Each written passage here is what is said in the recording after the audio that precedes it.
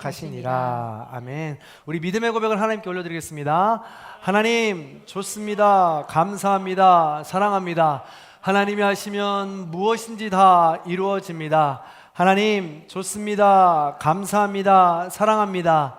하나님이 하시면 무엇인지 다 이루어집니다. 하나님 좋습니다. 감사합니다. 사랑합니다. 하나님이 하시면 무엇인지 다 이루어집니다. 아멘. 하나님께 영광의 박수 올려드리겠습니다. 네, 우리 앞뒤 좌우 여러분과 이렇게 인사했으면 좋겠습니다. 당신이 있어서 행복합니다. 네. 한 번 더 인사합니다. 진짜입니다. 네. 우리가 옆에 누군가 있어서 행복한데요, 시인 정호승님은 이렇게 이야기했습니다. 너무 잘 아시는 시일 텐데요, 수선화에게 라는 시를 보면 이렇게 기록되어 있습니다. 제가 한번 낭독해 드리겠습니다. 울지 마라, 외로우니까 사람이다. 살아간다는 것은 외로움을 견디는 일이다. 공연이 오지 않는 전화를 기다리지 마라. 눈이 오면 눈길을 걸어가고 비가 오면 빗길을 걸어가라. 갈대숲에서 가슴 검은 도요새도 너를 보고 있다. 가끔은 하느님도 외로워서 눈물을 흘리신다. 새들이 나뭇가지에 앉아있는 것도 외로움 때문이고 내가 물가에 앉아있는 것도 외로움 때문이다. 산 그림자도 외로워서 하루에 한 번씩 마을로 내려온다. 종소리도 외로워서 울려 퍼진다. 네, 외로우니까 사람이라고 합니다. 심지어 새들도 산도 종소리도 외롭답니다.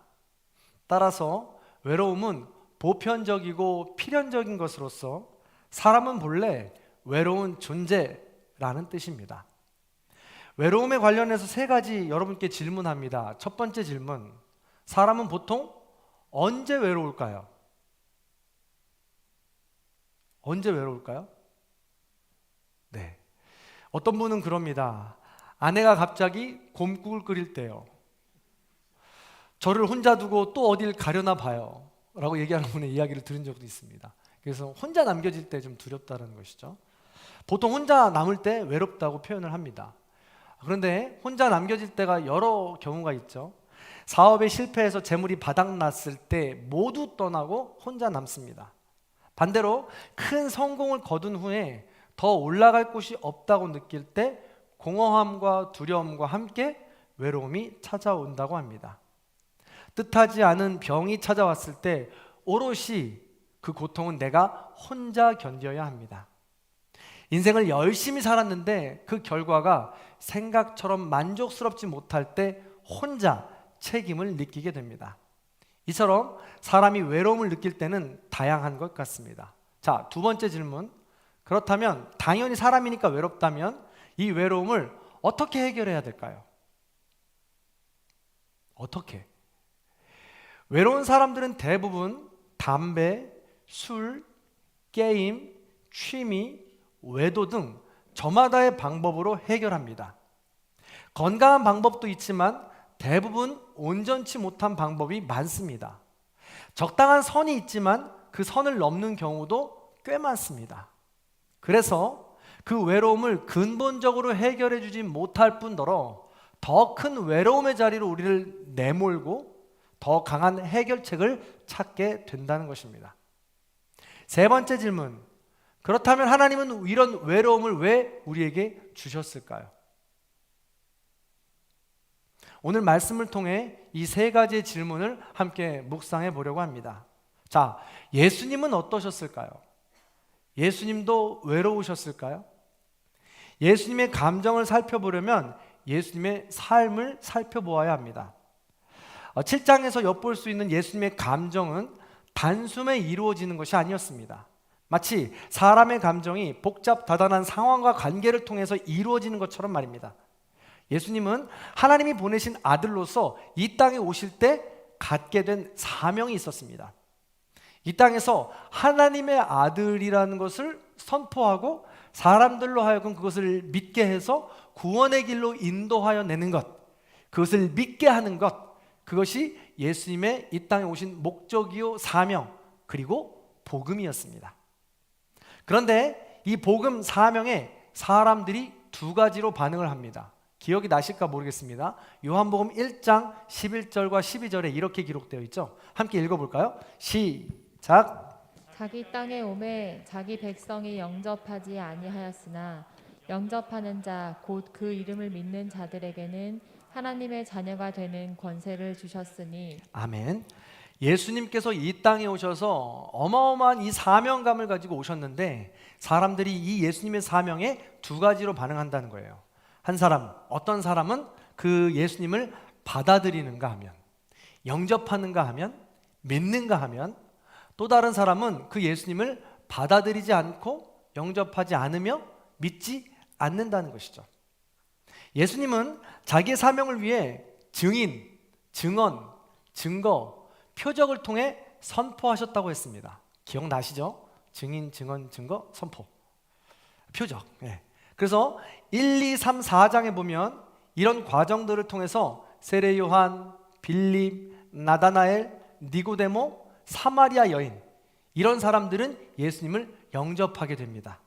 사마리아 여인은 그 당사자뿐만 아니라 그 여인을 통해서 그 마을 사람들이 대거 예수님을 영접했다고 성경은 기록하고 있습니다. 반면 증인, 증언, 증거, 이 표적을 통해서도 예수님을 영접하지 못했던 사람들이 있습니다. 그 과정들을 살펴보면요, 2장에서 보면 예수님이 성전을 파기합니다. 그때 이데올로기로 이용당하는 이 성전은 필요 없다고 하면서 성전을 파기할 그때 정치 지도자들이라던가 그 성전을 자기의 수익으로 이용하던 사람들은 예수님께 등을 돌립니다. 받아들이지 않고 영접하지 않고 밀어냈던 것이죠. 5장에서는 어떻습니까? 예수님은 38년 된 병자를 고치셨습니다. 안식일에. 안식일을 목숨처럼 지켜온 바리새인들에게 예수님이 안식일을 어기는 모습을 보니까 또 앞으로 그럴 일들을 보니까 그들의 생계에 위협을 느꼈던 것 같고 시기 질투가 있었던 것 같습니다. 그래서 바리새인들조차도 예수님께 등을 돌립니다. 5장을 나누면서 더 안타까웠던 건 38년 된 병자였죠. 다른 사람들은 둘째치고라도 38년 된 병자라도 예수님을 영접하고 받아들여야 되는 거 아닙니까? 그런데 오히려 예수님을 배신하고 모른 척하고 떠나버린 인물이 바로 38년 된 병자였습니다. 6장에 넘어와서는 어떤 일이 있었나요? 오병이어, 엄청난 기적, 표적이 있었죠. 이 표적을 목격한 모든 무리들이 예수님을 왕으로 세우려고 합니다. 어떻게든 그 예수님이 왕이 되면 내가 먹고 사는데 지장이 없을 거라고 생각했기 때문이죠. 그러나 예수님이 그들의 마음을 전곡을 찌르면서 네가 믿고 있는, 믿으려 하는, 믿고 싶어하는 그 예수님, 그 일이 내가 할 일이 아니다 라고 말씀하시면서 그들을 떠나게 됩니다. 그러면서 무리들도 예수님을 떠나게 되는 것이죠. 자, 7장에서는 예수님의 사역을 이렇게 적나라하게 보여주는 이 반응들이 나오게 되는 겁니다. 예수님께서 1장부터 살펴보면 예수님께서 이 땅에 오셔서 어마어마한 표적들과 이런 증인, 증언, 증거를 통해서 자신의 복음과 사명을 열의를 다해서 전하는데 예수님을 받아들이고 믿는 사람들, 곁에 남아있는 사람들이 그렇게 많이 없었다는 것이죠. 그래서 7장은 이걸 모두 종합하는 내용이 들어있는 것 같습니다. 생각해 보세요. 지난 시간 가족들로부터 빈정과 불신을 받고 가족들은 떠납니다. 무리들로부터 학벌과 출신 성분에 대해서 무시와 멸시를 받습니다. 기득권을 가진 자들로부터 강압된 시선, 타인의 시선, 살해 위협을 느끼면서 그들과 등을 돌리게 되죠. 이런 상황에서 예수님의 마음은 어떠셨을까요? 자, 제가 지금 1장부터 7장까지 예수님이 걸어온 길과 주변 인물들을 간략하게 줄거리로 소개해드렸습니다. 그렇다면 예수님은 어떤 마음이 드셨을까요? 여러분이 예수님이라면 어떤 마음이 드시겠어요? 이것을 우리가 상상해 볼 수 있는 아주 정확한 오늘 성경 말씀이 7장 53절입니다. 자, 7장 53절을 같이 한번 읽어볼까요? 예수님의 그 마음을 담아서 읽어봅니다. 시작. 다 각각 집으로 돌아가고 한 번 더 시작. 다 각각 집으로 돌아가고. 그렇습니다. 예수님은 1장부터 보면 헌신과 열정, 심지어 목숨을 걸고 사명을 다해서 예수님이 그 일들을 감당했는데 그 결과가 이렇습니다. 혼자 남으셨습니다. 생각해 보십시오. 지금까지 이 과정을 통해 어찌됐든 결과물이 좀 남아야 되지 않습니까? 사람이 남든가 성과가 남든가 뭐가 남아야 보람이 있지 않겠습니까? 무엇이 보여야 되지 않겠어요? 다 집으로 돌아갔다는 표현을 보니까 동고동락했던 제자들마저도 예수님을 지금 떠나버린 거죠. 예수님은 외롭지 않으셨을까요?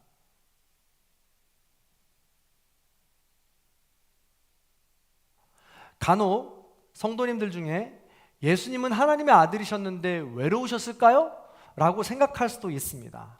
그러나 예수님은 이 땅에 철저한 인간으로 오셨다는 것을 잊으시면 안 됩니다.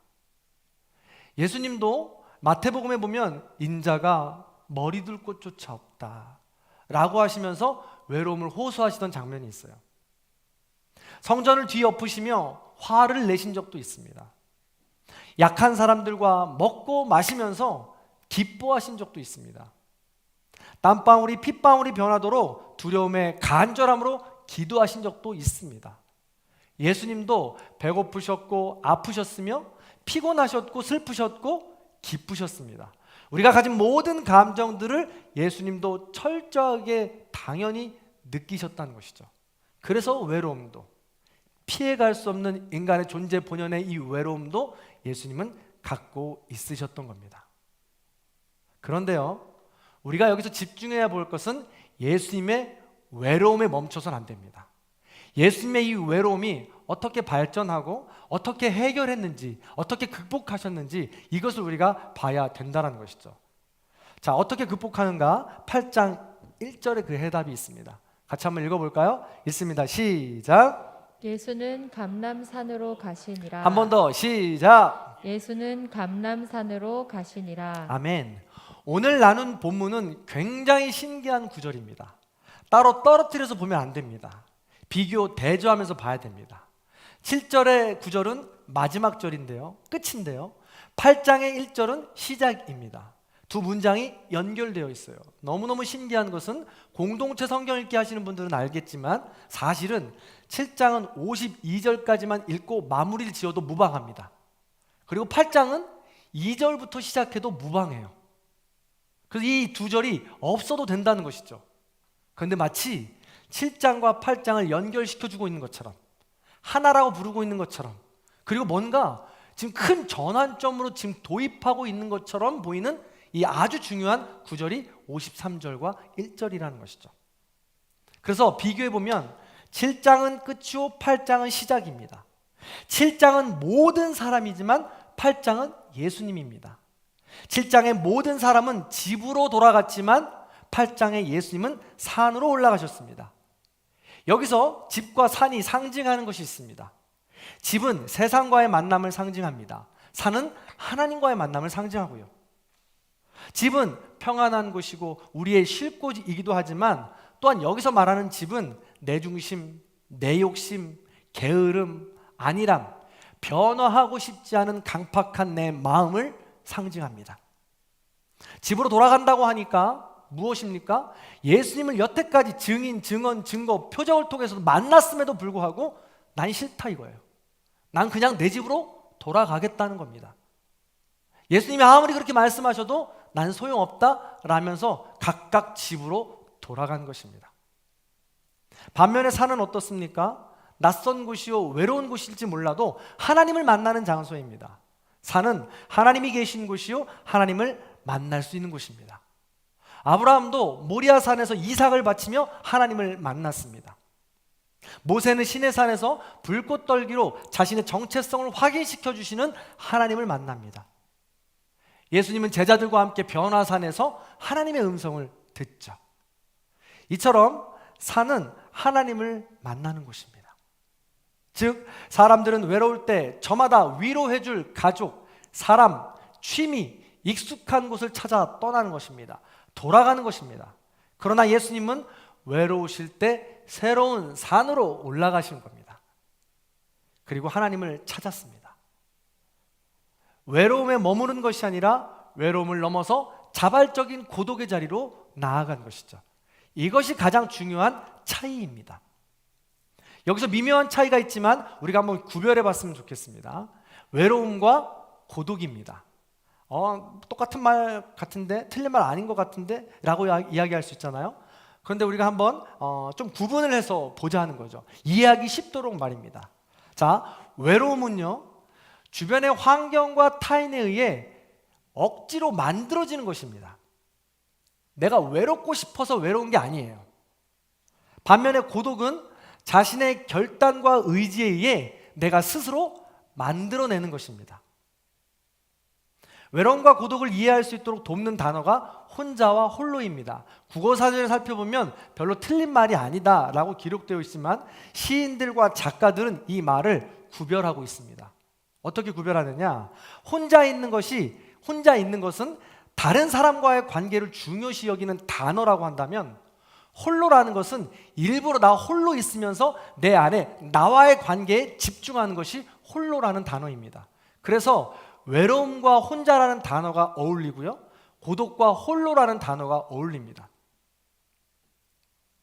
그래서 다시 한번, 주변의 영향을 받아서 혼자 있다는 것이 외로움과 관계가 있다면, 자신의 결단과 의지에 의해 자발적으로 홀로 있게 되는 곳을 가는 것, 그것은 바로 고독과 관계가 있다는 것이죠. 정리해보자면 사람들은 혼자 겪게 되는 외로움 때문에 집으로 간 것입니다. 그러나 예수님은 홀로 겪게 되는 그 고독의 자리를 위해서 그 외로움의 자리를 박차고 나오신 것이죠. 한 번만 더 정리해보면요, 우리 모든 사람들이 타인에 의해서, 상황에 의해서 어쩔 수 없이 그 누구나 다, 사람은 외로우니까 사람이니까 모두가 다 이 외로움의 자리까지는 오게 되어 있습니다. 그래서 모든 외로운 사람들이 저마다의 방법을 찾아서 이 외로움을 해결해 보려고 하는 것이죠. 그런데 예수님은 이 외로움의 자리에서 머무르는 것이 아니라 자발적으로 이 외로움의 자리에서 한 걸음 더 나아가 산으로 올라가셨다는 거예요. 하나님을 만나기 위해서, 외로움의 근원을 해결하기 위해서, 본질을 찾기 위해서 말이죠. 그래서 이 외로움을 넘어서 자발적인 자리의 일을 통해서 사람은 한층 더 성숙해지고 성장할 수 있는 시간이 되는 것입니다. 생각해 보세요. 외로움의 자리에서 내 방법대로, 내 뜻대로 다시 집으로 돌아간다면 항상 그 자리, 제자리입니다. 사람이 성장할 수 없죠. 그러나 고독의 자리로 나아가면 그곳에서 하나님을 만나고 새로운 하나님의 은혜로 인해 외로웠을 때 그 힘들고 어려운 모든 것들을 벗어버리고 새 옷을 입게 될 수 있다는 것입니다. 그 자리로 나아가야 된다는 거예요. 자, 성도 여러분, 그렇다고 오해하지 마시기 바랍니다. 지금 당장 하나님을 만나기 위해서 산으로 가야 된다고 해서 오늘 이 자리 끝나고 다 산으로 가시면 안 돼요. 네. 여기서 말하는 산이 무엇입니까? 외로움을 이기기 위해서 하나님을 만나야 된다라고 말씀드리는 것이지 꼭 산으로 가야 된다라는 말씀은 아닙니다. 그럼 등산 가는 사람들은 다 하나님 만나게요? 아니죠. 네. 그래서 생각해 보자면, 그래서 산은 누군가에게는 광야가 산이 될 수도 있습니다. 누군가에게는 도서관이 산이 될 수도 있고요, 누군가에게는 바다가 산이 될 수도 있습니다. 누군가에게는 집 안에 작은 기도방을 만들어 놓은 분도 있는데 그곳이 산이 될 수도 있는 겁니다. 누군가는 교회가 산이 될 수도 있습니다. 누군가는 주일 예배 이 시간이 산이 될 수도 있고, 누군가는 새벽 기도의 자리가 산이 될 수도 있습니다. 누군가는 신나게 찬양하는 그 순간이 산이 될 수도 있고, 누군가는 조용히 필사하는 시간이 산이 될 수도 있습니다. 누군가는 홀로 있는 차 안에서 찬양을 크게 틀어놓고 오고 가는 그 길이 산이 될 수도 있습니다. 누군가는 깊은 밤이 산이 될 수도 있고, 누군가는 아침이 산이 될 수도 있다는 것이죠. 다만 그 산에는 반드시 하나님을 만나는 곳이 되어야 하기에 나에게 맞는, 하나님을 맞는 그 산을 만들어야 된다는 것입니다. 그 산을 만들어서 그 산에 하나님을 만나기 위해 가야 된다는 것이죠. 언제? 외로울 때, 고독의 자리를 찾아서 가야 된다는 것입니다. 그렇게 누구나 다 외로움의 자리에 오게 되어 있는데 이 자리에서 선택하는 거죠. 집으로 가느냐, 산으로 가느냐. 그래서 어떤 일이 벌어지나요? 누군가 다 어떤 결과가 벌어지나요? 누구나 다 선택을 하는데, 자, 7장을 다시 한번 잘 생각해 보세요. 7장 집으로 돌아간다고 합니다. 7장 53절이죠. 끝이요. 지난주에 살펴보았듯이 그들이 돌아가는 집은 어디입니까? 불신과 빈정이 가득한 곳입니다. 무시와 멸시가 가득한 곳입니다. 타인의 시선에 잣대로 무시하고 그들을 사례를 위협하고 시기하고 질투하는 곳입니다. 그곳이 집이에요. 외로운데 힘들고 어려운데 다시 그곳으로 돌아간다면 어떤 위로가 있으며 어떻게 그 위로를 헤쳐나올 수 있고 이겨나갈 수 있겠습니까? 계속 반복이죠. 결국은 공허함에 목말라 주저앉아버리고 마는 것입니다. 반면에 8장 1절입니다. 예수님은 산으로 가셨습니다. 시작입니다. 어떤 일이 벌어지나요? 우리가 다음 주에 나눌 거지만 예수님은 산으로 올라가셔서 하나님께 놀라운 은혜와 은총, 사랑을 받습니다. 그래서 산 자체가 되신 거예요. 그래서 우리가 다음 주에 나누겠지만 누굴 만납니까? 가늠하다 온 여인을 만납니다. 가늠하다 온 여인은 세상의 방법으로 자기의 외로움을 극복해 보려고 노력하다가 그 지경까지 이른 겁니다. 그렇게 자기 힘으로 외로움을 극복해 보려 했던 여인을 예수님이 만나서 그 여인을 자유하게 해줍니다. 예수님은 산으로 가셔서 자기가 하나님의 사랑을 받아서 자기만 만족함으로 끝낸 것이 아니라 예수님 자체가 외로움을 이겨낼 수 있는 산이 되어 주셨다는 것이죠. 그래서 우리는 산으로 가야 된다는 것입니다. 우린 그래서 오늘 말씀을 기억하시면서 홀로 있는 이 고독의 자리에서 하나님을 만나기를 소원해야 합니다. 소망해야 합니다. 여러분 생각해 보세요. 여러분의 지나온 삶들을 잘 생각해 보시면 예수님께서 7장 1절부터 정말 어마어마한 사명감을 가지고 살아왔던 그 과정을 저와 여러분 모두 다 겪지 않습니까? 그런 어려운 시간들을 겪을 때 어떻게 해야 되느냐는 것이죠. 한 인물을 소개해드리고 마치려고 합니다. 최근 새벽 기도 시간에 나눈 인물은 엘리야입니다. 또 다른 성경을 지금 나누는 것 같아서 그런데 오늘 말씀과 너무나도 잘 어울리는 인물이라 한번 소개시켜 드려보려고 합니다. 아시는 분도 있고 모르시는 분도 있을 텐데 성경에 정말 흥미로운 이야기 중에 하나가 바로 이 엘리야의 갈멜산 대결 이야기입니다. 엘리야 시대에 함께 있던 왕은 아합 왕이에요. 아내는 이세벨입니다. 그런데 아합 왕과 이세벨이 그 역대 지략에 기록되어 있는 왕들 중에 가장 악한 왕들입니다. 우상을 숭배했던 가장 악한 왕이자 왕비예요. 그러다 보니까 하나님께서 분노하셔서 방아쇠를 당기는데 그게 뭐냐면 3년 6개월 동안 비를 내리지 않는 겁니다. 가뭄을 허락하신 거예요. 그래서 아합 왕 때문에 이스라엘 백성들은 모두가 다 3년 6개월 동안 가뭄에 고통을 호소합니다. 그런데 이 가뭄을 끊어버리려고 엘리야를 부르시죠. 그래서 엘리야를 통해서 가뭄을 끊어버리는데 대결을 통해서 끊어버리려고 합니다. 엘리야가 말합니다. 아합 왕이시여, 우리가 함께 비를 그치기 위해서 대결합시다 하고 이야기하죠. 그래서 바알을 숭배하는 우상 섬기는 자 선지자 450명과 아세라 우상을 섬기는 자 400명을 모아서 850명을 모읍니다. 850대 1이죠. 그냥 생각만 해도 공포스럽지 않습니까? 외로움을 넘어서서 공포스럽고 두렵지 않습니까? 그런데 이 대결을 시작하는 거예요. 갈멜산에서 엘리야는 말합니다. 두 제단을 쌓아서 여기 위에 각을 떠서 동물을 올려놓고 대결 종목은 손 안 대고 이 제단에 불 붙이기입니다. 그래서 엘리야가 이 대결을 제안하고 850명이나 되는 이 우상 숭배 선지자들이 새벽부터 기도하기 시작합니다. 자기들이 믿는 신에게 기도하기 시작해요. 이 제단에, 우리 제단에 불을 붙여달라고 말이죠. 근데 정오가 되어도 그렇게 소리를 질러도 불 하나 붙지 않습니다. 그래서 엘리야가 말합니다. 야, 너네 신 뭐하니? 왜 불을 못 붙이니? 어떻게 된 거니? 하고 이야기하자 이 우상 숭배자 선지자들이 더 이제 조급하기 때문에 몸을 자해하기 시작합니다. 그리고 알 수 없는 비명을 지르기 시작합니다. 자기들이 이렇게 몸을 자해하면서 기도하는 거죠. 불을 붙여달라고 말이죠.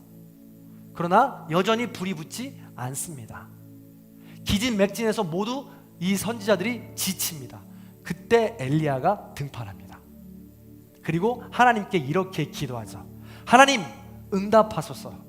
이 백성에게 주 여호와가 하나님이신 것과 그들의 마음을 되돌이키심을 알게 하여 주시옵소서. 하나님을 알게 해달라고 자신의 사명을 선포하는 것이죠. 그 산에서 말입니다. 그 기도가 끝나자마자 그 제단에 불이 떨어지고 맙니다. 너무나도 놀라운 것은 사실 이 기도하기 전에 엘리야가 또랑을 파요. 옆에 또랑을 잔뜩 판 다음에 그곳에 물을 4병을 붓습니다. 이 부을 때 또랑이 아주 차서 넘칠 정도로 부어요. 넘칠 정도로 물을 붓습니다. 이게 말이나 됩니까? 손 안 대고 불을 붙여야 되는데 물을 붓는다는 것이 말이 안 되는 이야기입니다. 그만큼 엘리야는 절실했던 것이고 전지전능하신 하나님을 믿었던 것이며 능력이 되신 하나님께서 일한다는 것을 믿었던 것입니다. 그렇게 하고 기도 끝나니까 그 제단에 불이 붙어버린 것이죠. 놀라운 표정 아닙니까? 850대 1에서 승리한, 하나님을 통해 승리한 갈멜산 대첩입니다. 근데 제가 이야기하고 싶은 것은 이후예요. 자, 이렇게 엄청난 표적을 행한 다음에 엘리야는 어찌할 바를 모릅니다. 왜냐하면 아합의 아내였던 이세벨이 이 엘리야를 어떻게 할지 몰라서 부들부들 떱니다. 그리고 선포하죠. 내가 지금 당장 가서 그 엘리야를 죽이겠다, 살려두지 않겠다 라고 선포해버립니다. 근데 그 선포를 엘리야가 어찌어찌해서 듣게 돼요. 그때부터 두려움에 빠지게 됩니다. 더 놀라운 것은 이런 표적이 끝났으면 엘리야 주변에 누군가 남을 줄 알았어요. 근데 한 사람도 남지 않습니다. 여전히 홀로 남습니다. 그러다 보니까 이 모든 과정 가운데 홀로인 것과 나를 죽인다라는 위협과 그 어마어마한 표적 가운데에도 공허함이 엘리야를 찾아왔던 거예요. 그래서 부하를 데리고 저 남쪽 도시, 이스라엘의 최남쪽 도시 브엘세바로 도망갑니다. 그리고 브엘세바의 도시에 도착하자마자 부하는 내비둬요. 부하는 여기 머물라 하고 자기는 광야로 떠납니다. 그리고 광야에서도 하룻길쯤 더 들어가서 로뎀나무 밑에 머물게 됩니다. 그리고 아무것도 먹지 않고 죽기로 작정하죠. 외로워서, 두려워서, 공허해서. 그래서 하나님께 이야기합니다. 하나님, 내가 이렇게까지 했는데 내 주변에 아무도 남지 않았습니다. 무슨 말이에요? 공허하다는 겁니다. 외롭다는 겁니다. 내가 이만큼까지 일했는데 아무것도 지금 대가가 오지 않으니까, 성과가 남지 않으니까, 사람이 남지 않으니까 외롭다는 거죠. 그래서 나 그냥 죽어버릴래요 하고 엘리야가 그곳에서 주저앉고 맙니다. 그런데요, 너무 놀라운 것은 광야잖아요. 로뎀나무 밑이잖아요. 하나님의 사랑은 하늘을 두루마리 삼고 바다를 먹물 삼아도 다 쓸 수 없잖아요. 외로움의 자리에 그냥 머물러 있음에도 불구하고 하나님은 찾아오십니다. 그리고 엘리야에게 조용히 세미한 음성으로 말씀하세요. 엘리야, 너 왜 여기 있어? 일어나, 함께 가자. 먹어라.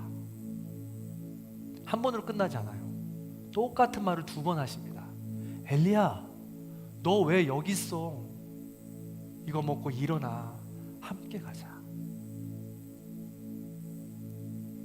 그렇습니다. 엘리야도 외로웠습니다. 힘들고 어려웠습니다. 사랑하는 성도 여러분, 성경에는 엘리야를 우리와 성정이 같다라고 표현합니다. 그래서 어쩜 우리의 삶과 이렇게도 비슷한지 모르겠습니다. 엘리야도 그렇고 예수님도 그렇고 오늘까지 살아온 삶을 한번 생각해 보십시오. 우리도 마찬가지잖아요. 나름 열심히 살았는데 나이가 이만큼 들었는데 손에 잡히는 것이 하나도 없는 것 같습니다. 나름 참으면서 가족을 위한다고, 친구를 위한다고 열심히 살았는데 아무도 없습니다. 아니, 더 외로운 것은, 아무도 없는 것보다 더 외로운 것은 주변에 사람은 많은데 그 사람이 내 존재 자체를 위해서 있는 게 아니라는 것이 느껴질 때, 저 사람들 다 나에게 무슨 유익이 있기 때문에 붙어 있다는 것이 느껴질 때, 그것이 가장 외로울 때죠. 열심히 살았고 하나님이 원하시는 삶을 살았다고 생각했는데 지금 여전히 외롭고 두렵고 공허하고 손에 잡히는 것이 하나도 없는 것 같은 삶, 너무나도 비슷하지 않습니까? 더 심각한 것은 예수님처럼 가족과 성도들, 동료와 거래처 모든 사람들 간에 빈정과 불신, 무시와 멸시, 타인의 시선에 대한 생명의 위협까지도 느껴질 때입니다. 지독히도 외로운 상황이죠. 성도 여러분, 그만큼 힘들고 어려운 시간을 보내고 있지 않으십니까? 물질 때문에, 건강 때문에, 관계 때문에, 지금까지 살아온 삶에 대한 후회와 염려 때문에 그 외로움의 자리에 지금 매몰되어서 멈춰 있지 않으십니까? 오늘 말씀을 통해 예수님은 말씀하십니다. 그 외로움의 자리에 혼자 머물러 있지 말고 고독의 자리 홀로 나와서 하나님을 만나라고 우리를 부르시는 겁니다. 산으로 올라가십시오. 광야로 나아가십시오. 여러분의 기도의 방으로 가보십시오. 그곳에서 하나님이 기다리고 계십니다. 외로움의 자리를 만들어 주신 것은 여러분이 보고 싶어서, 여러분을 만나고 싶어서, 여러분에게 새로운 옷을 입히고 싶어서 만들어 놓은 과정인 것입니다. 우리 그걸 깨달으시고 산으로 올라가셔서 하나님을 만나셔서 새 힘을 얻으시는 저와 여러분의 삶이 다 되시기를 주님의 이름으로 간절히 축원합니다. 이 마음을 담아서 우리가 이 찬양을 마지막으로 고백했으면 좋겠습니다. 가사를 하나하나 생각하시면서 오늘 말씀과 매치시켜서 내가 산으로 올라가겠습니다 라는 고백을 가지고 우리가 함께 이 찬양을 나누도록 하겠습니다. 가사를 잘 생각해 보시고 함께 고백합니다.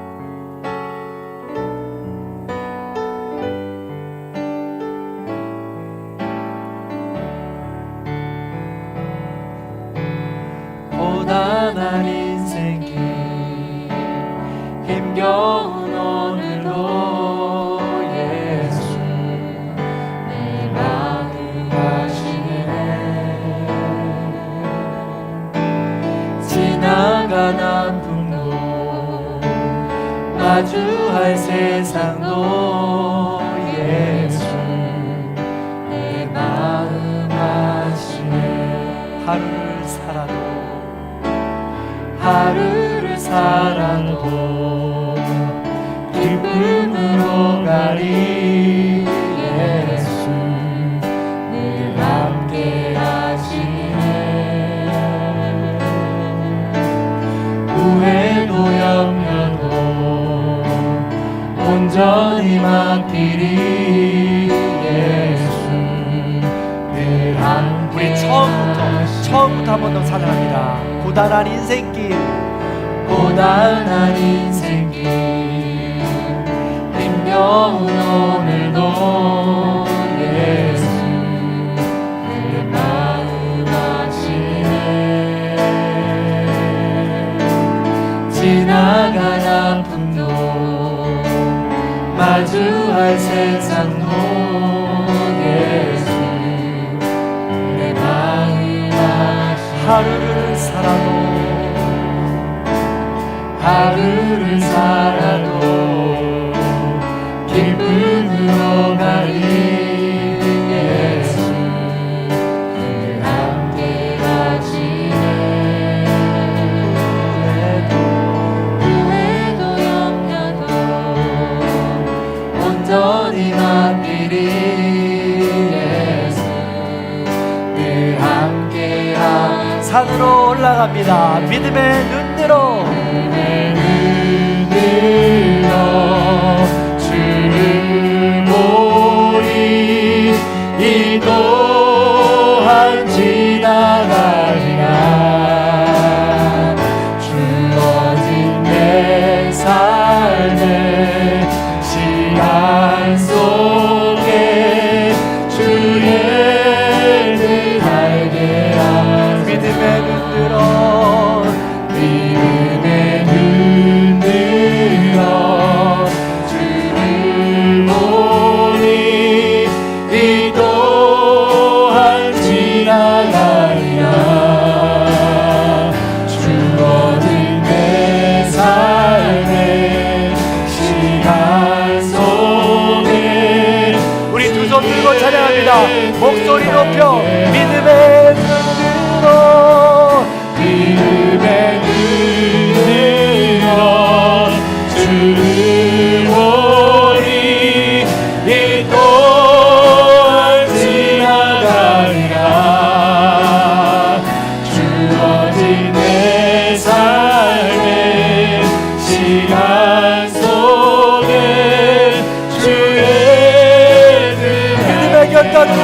고백합니다. 믿음의 눈으로 믿음의 눈으로 주를 보리 이 또한 지나간다. 지나가리라 주어진 내 삶의 시간 속에 주를 마지막 한 번만 더 간절함으로 고백합니다. 믿음의 눈으로 믿음의 눈으로 주를 보리 이 또한 지나가리라 주어진 내 삶의 시간 속에 주의 그 알게 하소서. 아멘. 믿음의 눈으로 주를 보리 이 또한 지나가리라 주어진 내 삶의 시간 속에 주의 뜻 알게 하소서. 이 시간 말씀을 기억하며 기도하는 시간을 갖습니다. 홀로 오신 분들은 가슴에 손을 얹고 기도합니다. 가족이 오신 분들은 가족의 손을 잡고 기도합니다.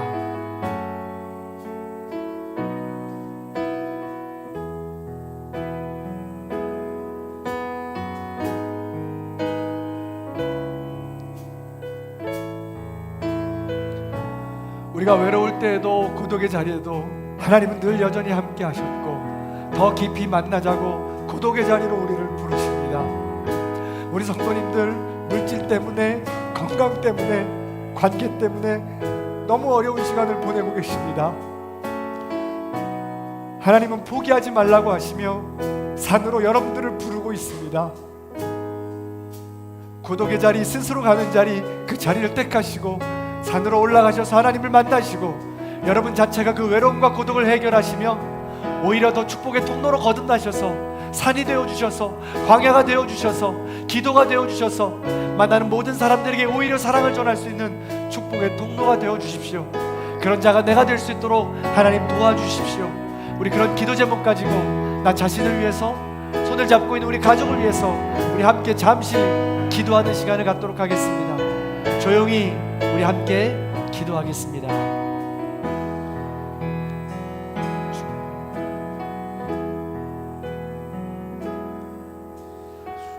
우리 자신에게 집중합니다. 우리 안에 있는 내면에 있는 누구도 만지지 못하는 외로움, 고독의 존재, 나를 위해서 기도합니다. 내 아내를 위해서 기도합니다. 남편을 위해서 기도합니다. 어떻게 해도 만져줄 수 없는 내 아내, 내 남편, 힘들어하고 있는 그 아내 남편 주님 도와주시옵소서. 만나 주시옵소서.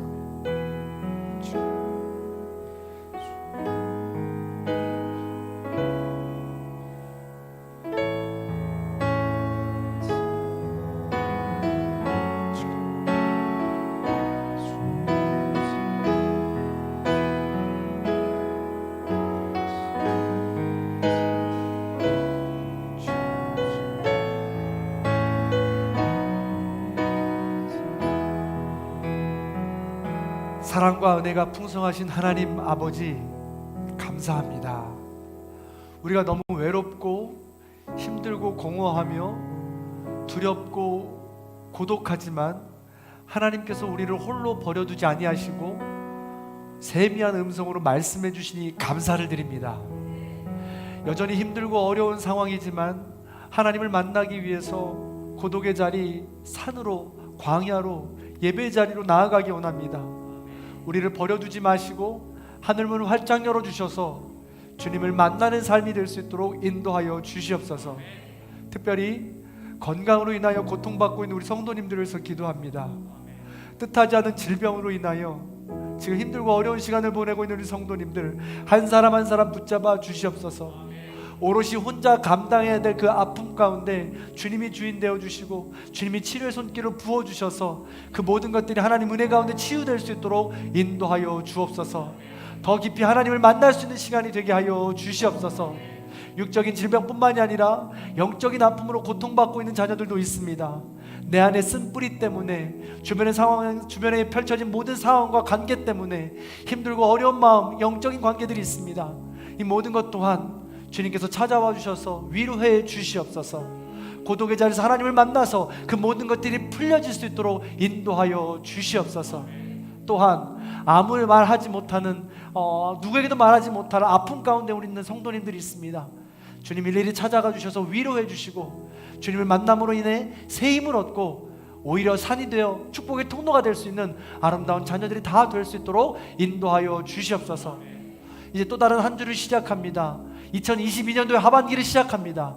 우리 모든 성도님 한 사람 한 사람 만나주시고 주의 놀라운 자녀로서 떳떳하고 당당한 삶을 살아갈 수 있도록 인도하여 주시옵소서.